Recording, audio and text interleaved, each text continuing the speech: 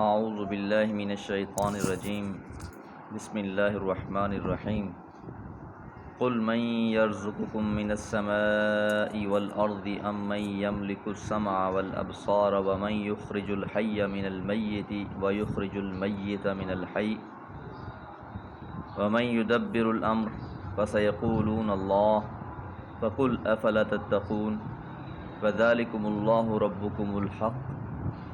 فماذا بعد الحق الا الضلال فأنا تصرفون كذلك حقت كلمة ربك على الذين فسقوا انهم لا يؤمنون۔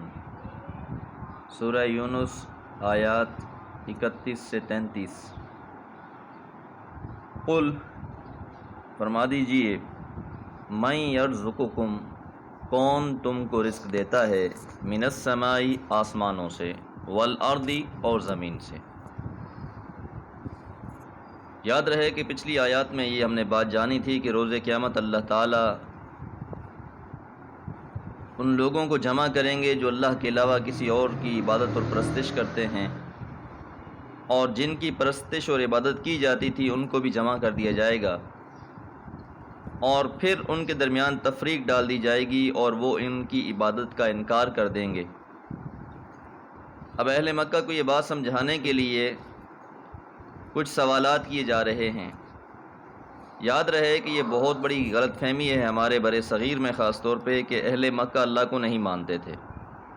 حالانکہ قرآن مجید نے بارہا اس بات کی صراحت کی ہے کہ اہل مکہ کا یہ عقیدہ تھا، وہ اللہ کو مانتے تھے، اللہ کے بارے میں کیا کیا نظریات تھے ان کے۔ یہاں پر یہ سوال ان سے پوچھا گیا ہے، قل کہہ دیجئے، من یرزقکم کون ہے جو تم کو رزق دیتا ہے، من السماء آسمانوں سے، والارض اور زمین سے، ام من یملک السمع کون ہے جو مالک ہے سماعت کا، والابصار اور آنکھوں کا بھی، بصارت کا، ومن یخرج الحی اور کون ہے جو نکالتا ہے زندہ کو، من المیت مردہ سے، وَيُخْرِجُ الْمَيِّتَ اور نکالتا ہے مردہ کو، من الحی زندہ میں سے، وَمَن يُدَبِّرُ الْأَمْرَ اور سارے کے سارے معاملات کون چلاتا ہے۔ تو اتنی باتیں، یہ سارے سوالات جب بھی آپ اہل مکہ سے کریں گے، فَسَيَقُولُونَ اللَّهُ تو وہ کہیں گے کہ اللہ تعالیٰ۔ اب یہ آیت مبارکہ اس بات پر شاہد ہے کہ اہل مکہ بھی اللہ کو مانتے تھے، اللہ کے بارے میں یہ عقیدہ تھا کہ وہی خالق ہے، وہی مالک ہے، وہی زندگی اور موت کا مالک ہے، اسی کے قبضہ قدرت میں ہماری سماعت اور بصارت ہے، وہی زندہ سے مردہ اور مردہ سے زندہ نکالتا ہے، وہی ہے جو پوری کائنات کے انتظامات سنبھالے ہوئے ہے، وہی مدبر الامر ہے۔ یہ سارے عقیدے اہل مکہ کے اللہ تعالیٰ کے بارے میں تھے، وہ اللہ کو مانتے تھے، حج کرتے تھے، حاجیوں کی خدمت کیا کرتے تھے، بیت اللہ کا طواف کرتے تھے، سارے معاملات کرتے تھے، لیکن جو ان کا جرم تھا وہ کیا تھا کہ اللہ کے ساتھ ساتھ جو اللہ کے برگزیدہ لوگ جو فوت ہو چکے تھے، دنیا سے جا چکے تھے، ان کی مختلف مورتیاں اور تصویریں بنا کر بیت اللہ میں ٹانگ دی گئی تھیں، اور ان کے بارے میں یہ عقیدہ بنا لیا گیا تھا کہ یہ اللہ کے بہت متقرب اور چہیتے ہیں، اگر ہم نے ان کو بھی راضی کر لیا تو یہ اللہ تعالیٰ سے ہماری جان بخشی کروا لیں گے روز قیامت، ان سے ہمیں دنیا میں بھی فائدہ ملے گا، کیونکہ اللہ کے پیارے تھے، اللہ کے برگزیدہ تھے، اگر ہم ان کو راضی کر لیں گے تو اللہ خود ہی راضی ہو جائے گا، اگر ہم ان کو راضی کر لیں گے تو اللہ تعالیٰ ہم کو بخش دے گا۔ ان لوگوں نے یہ سمجھ رکھا تھا کہ اللہ تعالیٰ نے ان کو کچھ اختیارات دے دیے ہیں، اور جو صاحب اختیار ہوتا ہے اس کی رضا بھی ضروری ہوتی ہے، اور جب صاحب اختیار کو راضی کر لیا جائے تو حاکم اور بادشاہ خود ہی راضی ہو جاتا ہے۔ ہمارے ہاں جو یہ عام طور پر تصور ہے کہ اہل مکہ اللہ کو نہیں مانتے تھے، یہ بات بالکل ٹھیک نہیں ہے، بلکہ قرآن کی بیان کردہ باتوں سے متضاد ہے۔ تو اس لیے ان سے اتنی باتوں کا اقرار کرنے کے بعد یہ کہا جا رہا ہے، فقل تو پس آپ فرما دیجئے، افلا تتقون تو تم کیوں ڈرتے نہیں، یعنی جب تم یہ ساری باتیں مانتے ہو تو اس کے قہر و جلال سے ڈرتے کیوں نہیں، اس کی طرف جو بے جوڑ سی باتیں تم منسوب کر رہے ہو اور اس کی تمام اعلیٰ صفات کی نفی کر دیتے ہو، تو اس میں تمہیں اللہ سے ڈرنا چاہیے جو حقیقی مالک ہے اور متصرف ہے۔ فَذَلِكُمُ اللَّهُ بس وہی تمہارا اللہ ہے، ربکم الحق، جو حقیقی رب ہے، کہ وہ اللہ جن کی تم یہ صفات مانتے ہو، جن کا تم اعتراف کرتے ہو، تو حقیقی رب بھی تمہارا وہی ہے، راضی بھی اسی کو کرنا چاہیے، بندگی بھی اسی کی کرنی چاہیے۔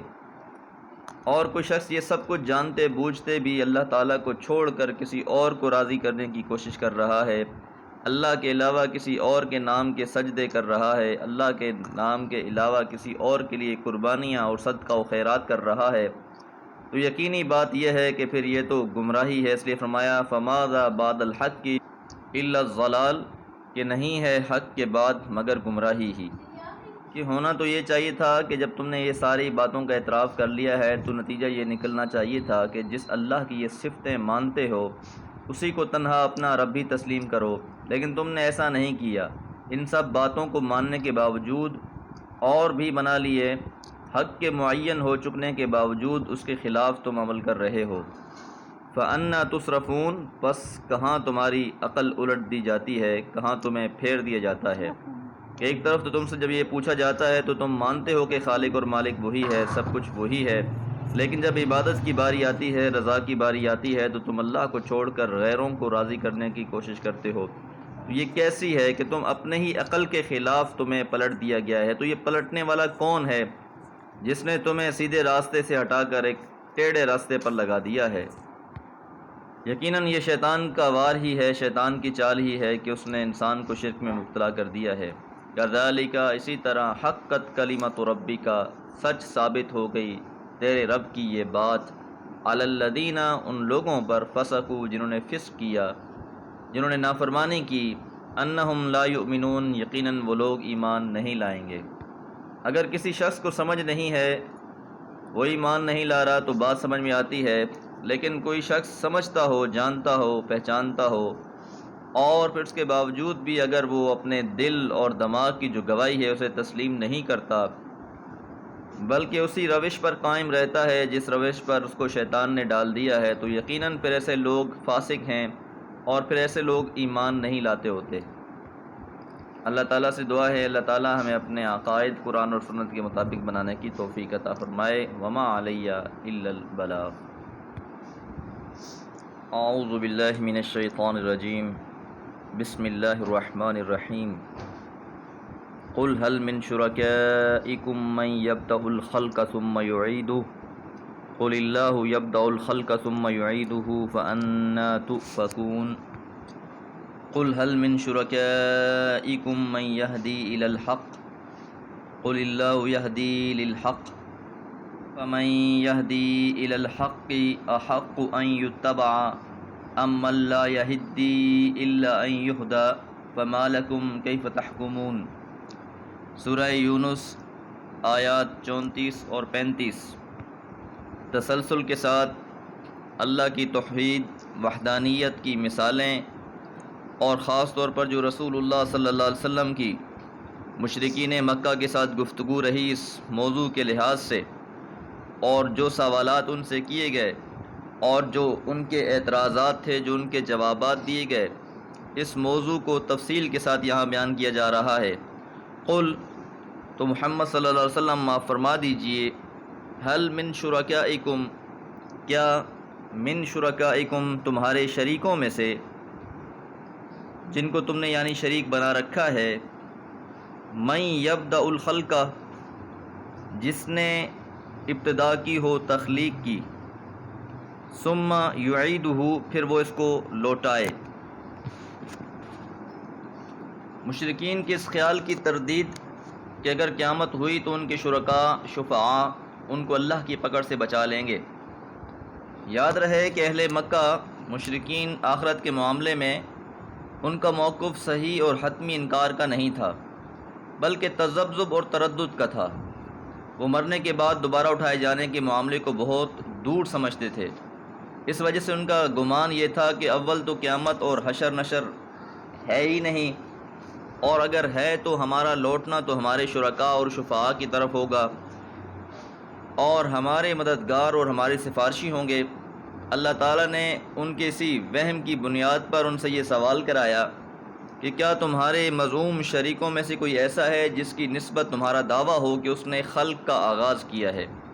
کائنات اس نے بنائی ہو، انسانوں کی تخلیق کی ابتدا کے وہ موجد ہوں، یا اس کے علاوہ کوئی اور ایسی چیز ہو جو انہوں نے ایجاد کر رکھی ہو، اور پھر اس کو فنا کرنے کے بعد اس کو دوبارہ لوٹانے پر بھی وہ قادر ہوں، کہ جس طرح ہمارا یہ عقیدہ ہے کہ انسان نے فنا ہو جانا ہے، مر جانا ہے، اور روز قیامت اللہ تعالیٰ نے اس کو دوبارہ زندہ کر دینا ہے۔ اب یہ صفت تو اللہ تعالیٰ کی ہے، تو کیا جن کو تم شریک سمجھ رہے ہو ان میں سے بھی کوئی ایسا ہے جو اس بات پر قدرت رکھتا ہو؟ اس لیے فرمایا حل من شرکائکم، کیا تمہارے شریکوں میں سے کوئی من یبدأ الخلق، جو تخلیق کی ابتدا کرے، ثم یعیدہ، پھر اس کو دوبارہ بھی لوٹائے۔ قل اللہ، تو فرما دیجئے کہ اللہ ہی ہے، یبدأ الخلق، جس نے تخلیق کی ابتدا کی ہے، ثم یعیدہ، پھر وہ اس کو دوبارہ لوٹائے گا۔ تو یہ سارا اختیارات اللہ سبحانہ و تعالیٰ کا ہے۔ فَأَنَّا تُؤْفَكُونَ، تو تم کہاں اندھے ہوئے جا رہے ہو؟ کتنے بڑے اختیارات صرف ایک اللہ وحدہ لا شریک کے ہی ہیں۔ جب اختیارات اس کے ہیں تو پھر تم اس کو چھوڑ کر کن کی عبادتوں میں لگ گئے ہو؟ قل، فرما دیجئے، حل من شرکائکم، کیا تمہارے شریکوں میں سے جن کو تم نے اللہ کا شریک بنا رکھا ہے، من یہدی الی الحق، جو ہدایت دیتا ہو الی الحق، کی حق کی طرف۔ اب لازمی بات ہے، جو بھی انہوں نے بنا رکھے تھے، مورتیوں، مجسموں اور تصویروں کی صورت میں تھے، نہ وہ بول سکتے تھے، نہ وہ سن سکتے تھے، نہ ان کے پاس کوئی اختیارات تھے۔ تو اب یہ سوال کیا جا رہا ہے کہ کوئی ایسا ہو ان میں سے جو تم کو ہدایت دے سکتا ہو؟ قل اللہ، تو کہہ دیجئے اللہ ہی ہے، یہدی للحق، جو ہدایت دیتا ہے حق کی۔ اب دیکھیں، جب بات شرکاء کی ہوئی تو غور کیجئے، یہدی الی الحق لفظ استعمال ہوا ہے کہ کیا وہ حق کی طرف رہنمائی کر سکتے ہیں؟ کیونکہ جو بھی اللہ کے پیغمبر، صالحین اور دین کا کام کرنے والے لوگ ہیں، ان کا کام ہوتا ہے لوگوں کو سیدھی راہ دکھلانا، باقی اس پر چلانا یہ اللہ کا اختیار ہے۔ اس لیے جب ہدایت کی نسبت اللہ کی طرف آئی تو فرمایا قل اللہ، کہہ دیجیے اللہ تعالیٰ ہی ہے، یہدی للحق، جو ہدایت دیتا ہے حق کے لیے۔ تو یاد رہے کہ راہ دکھلانا اور بات ہوتی ہے اور راہ پہ چلانا اور بات ہوتی ہے۔ راہ دکھلانا یہ کام ہے انبیاء کا کہ وہ سیدھا راستہ، صراط مستقیم عوام کے سامنے پیش کر دیتے ہیں۔ اب جس کو خدائی توفیق حاصل ہو جاتی ہے وہ اس پر گامزن ہو جاتا ہے، اور جس کو اللہ تعالیٰ کی طرف سے توفیق حاصل نہیں ہوتی وہ الٹا ان پیغمبروں اور اہل علم کی مخالفت شروع کر دیتا ہے۔ اس لیے فرمایا افمن یہدی، بس جو ہدایت دیتا ہے الی الحق، کی حق کی طرف، احق کو وہ زیادہ حقدار ہے، ان یتبع، کہ اس کی اتباع کی جائے، ام من لا یہدی، جو نہیں ہدایت پاتا، الا ان یہدی، مگر یہ کہ اسے ہدایت دی جائے۔ اللہ تعالیٰ صراط مستقیم کا بھی خالق ہے، سیدھا راستہ بھی اللہ کی ابتدا ہے، اسی نے اس کو تخلیق کیا ہے، وہی راہ دکھلاتا بھی ہے اور راہ پر چلاتا بھی ہے۔ راہ دکھلانے کے لیے پیغمبروں کو بھیجتا بھی ہے، راہ دکھلانے کے لیے اس نے قرآن مجید کو نازل بھی فرما دیا، اور اس پر چلانے کے لیے پھر اللہ تعالیٰ دلوں میں وہ نور اور روشنی بھی داخل فرما دیتے ہیں کہ جس کے فضل سے انسان صراط مستقیم پر گامزن ہو جاتا ہے۔ لیکن یہ جن کی اور شرکاء کی جو بات ہو رہی ہے، ان میں سے سب کے سب جو نیک اور صالحین لوگ گزر چکے ہیں وہ تو خود محتاج تھے کہ ان کو ہدایت دی جاتی، اس لیے فرمایا ام من لا یہدی، جو ہدایت خود نہیں پاتے، الا ان یہدی، مگر یہ کہ انہیں ہدایت دی جائے، انہیں بھی اللہ تعالیٰ کی طرف سے ہدایت دی گئی۔ فما لکم، پس کیا ہے تمہیں، کیف تحکمون، تم کیسے فیصلے کرتے ہو؟ مخلوق کی ایک بہت بڑی ضرورت خالق سے وابستہ ہے کہ زندگی کے معاملات میں رہنمائی فرماتا ہے، کیا حق ہے کیا باطل ہے۔ تم کہہ سکتے ہو کہ تمہارے ان معبودوں سے تمہیں کس طرح کوئی رہنمائی حاصل ہوتی ہے؟ کیا عقل جو تمہارے اندر رہنمائی کا چراغ ہے یہ ان کی بخشی ہوئی تمہیں ملی ہے؟ یا کیا یہ تمہاری ہدایت کے لیے کوئی وحی بھیجتے ہیں، یا تمہاری تربیت اور تزکیے کے لیے کوئی کتاب اتاری ہے، کوئی رسول بھیجا، کوئی شریعت نازل کی ہو، کوئی قانون اتارا ہو؟ اگر ان کاموں میں کوئی بھی کام انہوں نے نہیں کیا، نہ کرتے ہیں، نہ کریں گے، تو آخر کس غرض کے لیے ان کے پیچھے لگے ہو؟ پیروی کا سزاوار وہ ہے جو حق کی طرف رہنمائی کرتا ہے اور اس کی توفیق بخشتا ہے۔ کیف تحکمون، تمہاری عقل کو کیا ہو گیا ہے، تم کیسے فیصلے الٹے کرنے لگے ہو؟ تو ہر صاحب عقل کے لیے بہت بڑی بڑی علامتیں، نشانیاں اور مثالیں پیش کر دی گئی ہیں اس قرآن مجید میں۔ جو انسان بھی تفکر کرے گا، تدبر کرے گا، غور و فکر کرے گا، اللہ تعالیٰ اس کے لیے راہیں کھول دے گا۔ اللہ تعالیٰ سے دعا ہے اللہ تعالیٰ ہمارے دل و دماغ کو قرآن مجید کی روشنی سے منور فرما دے۔ وما علیہ الا البلاغ۔